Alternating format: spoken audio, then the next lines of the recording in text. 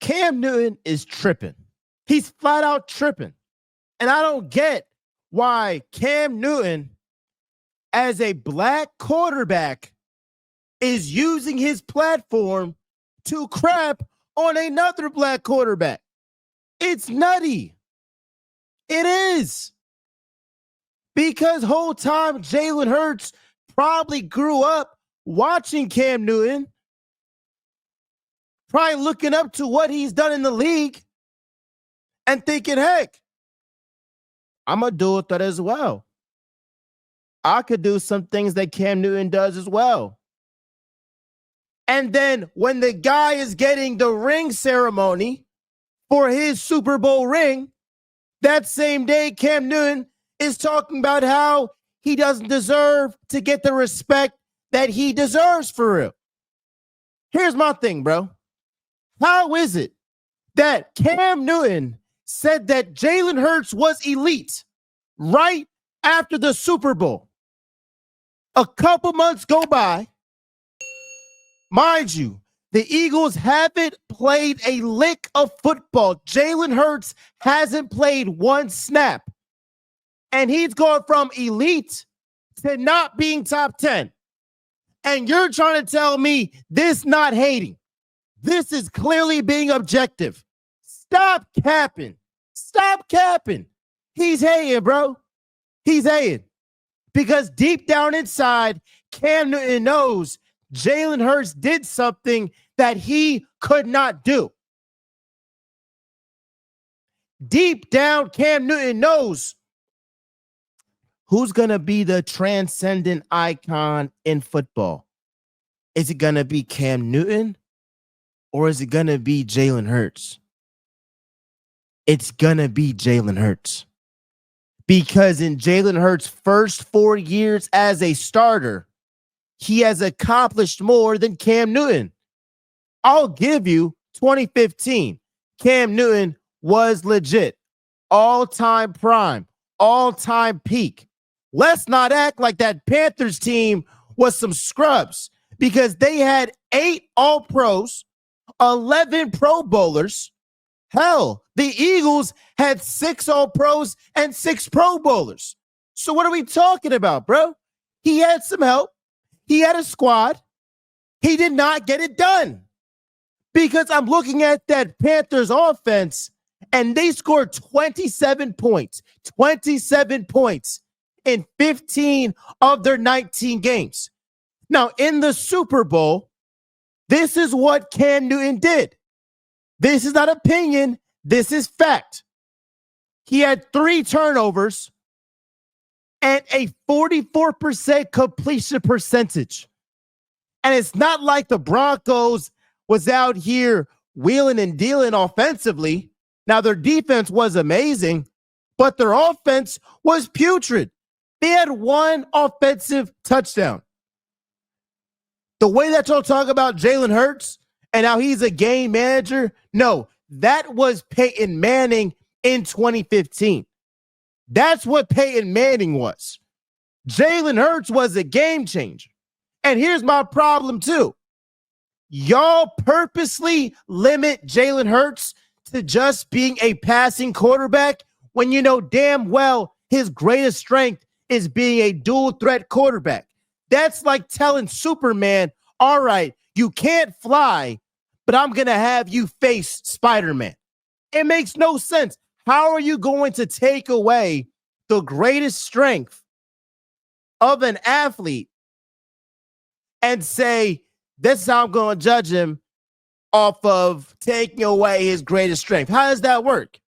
How does that work?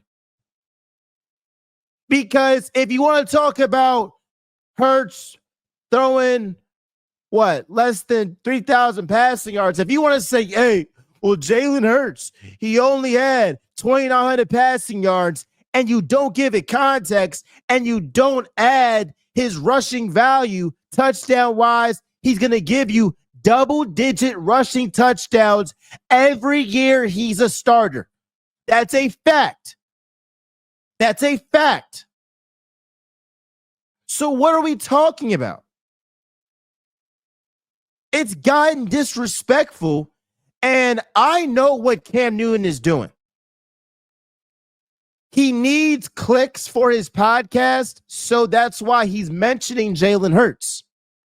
What bothers me is that some of these people actually believe the BS Cam is spewing with, he doesn't even believe it. The BS Cam is spewing, not even Cam Newton believes it because he just called Jalen Hurts elite a few months ago. Come on. So again, I'm rocking with my man Gilly. I'm rocking with Unc. And you got a problem? Come see about it. Come see about it. Christian Wilkins. Oh, I'm not done, yo. I'm not done today. Hey, there's been a lot of talk about Jalen Hurts and holding him against, I guess, his overall potential and his overall greatness because he has great players around him. Hey, newsflash. Jalen Hurts is not the only quarterback that has played with great players. Joe Montana had Jerry Rice, Roger Craig, John Taylor, Brent Jones, Ronnie Lott, Charles Haley, a loaded offensive line with a coach in Bill Walsh, who was the creator of the West Coast offense. Joe Montana is regarded as a top 3 quarterback of all time. Steve Young inherited basically that same core, plus with Terrell Owens briefly. He had Ricky Waters. All right, come on.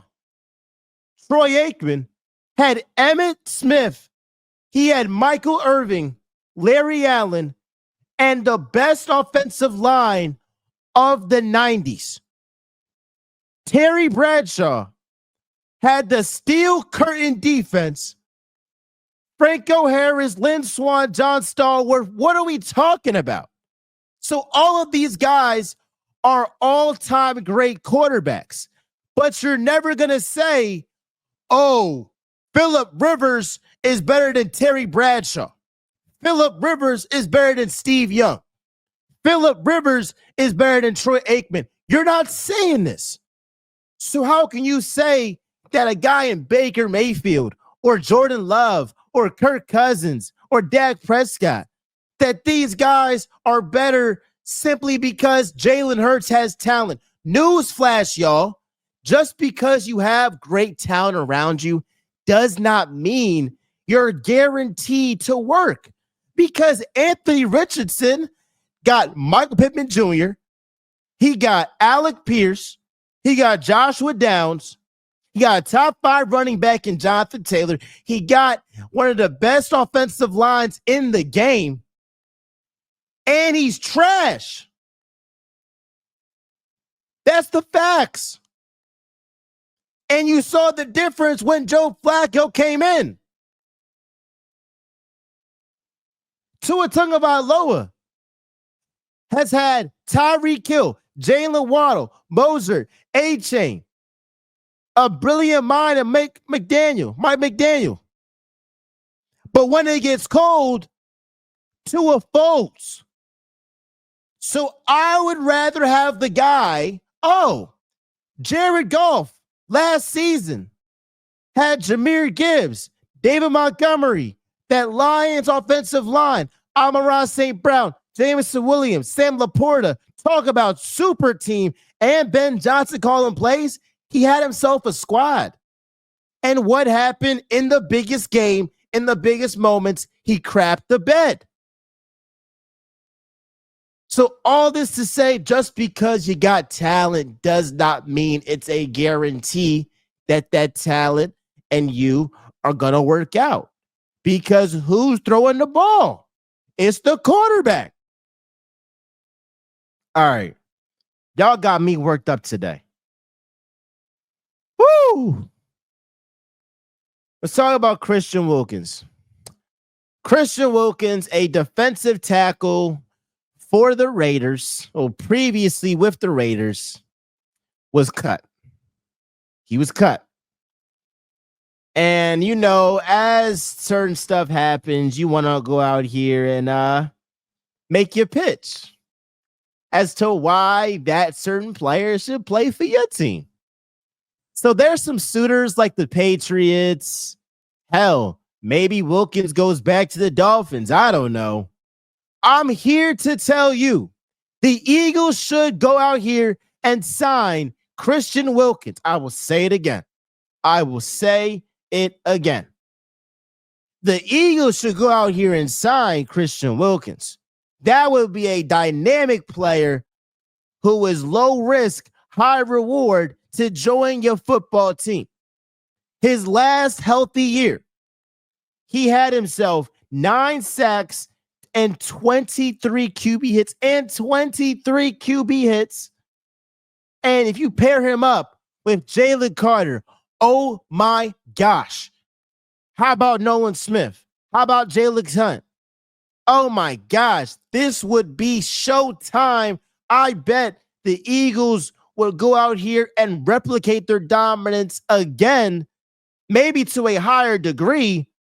And if I'm Christian Wilkins, I'm saying to myself, I would go to Philly on a 1-year deal, get a championship, and then cash out again next season with any other suitor that sees his talent, just like how Milton Williams got a bag after he balled out in the Super Bowl. So if I'm Christian Wilkins, you're going to be getting paid from the Raiders regardless. You might as well join a Super Bowl winning team. I would love to see that. I hope y'all would love to see that. I got 2 last topics talking about A.J. Brown. A.J. Brown is Kyrie Irving. Kyrie Irving is A.J. Brown. They are not schemed open. Darius Slay said it best. And I tried to tell y'all ain't want to listen.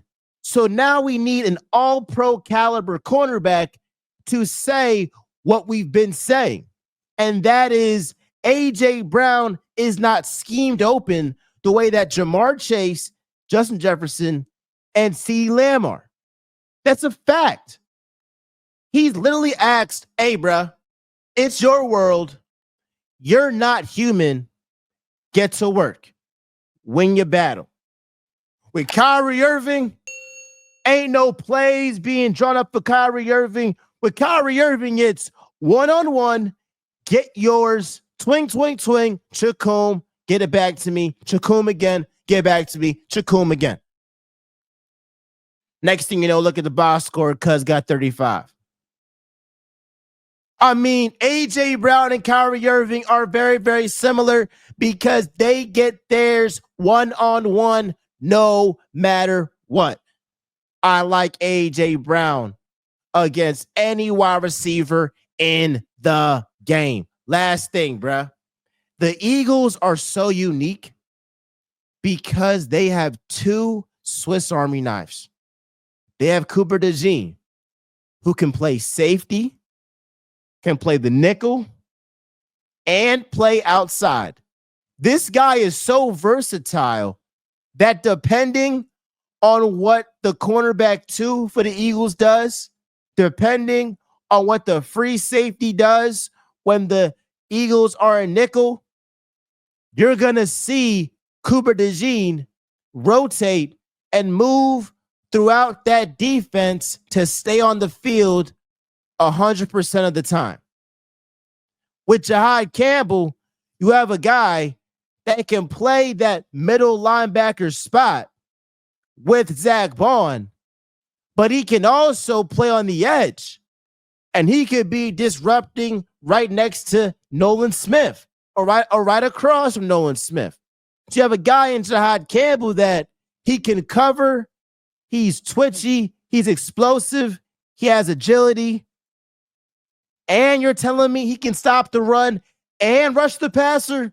Oh my gosh, that's a Swiss Army knife. And I'm looking at this and I'm saying this is about to be one of, if the most versatile defense in the NFL. Again, I love y'all. I appreciate y'all. It is Real Talk with MJ, where y'all know I always keep it real. I love y'all. I appreciate y'all. We are out.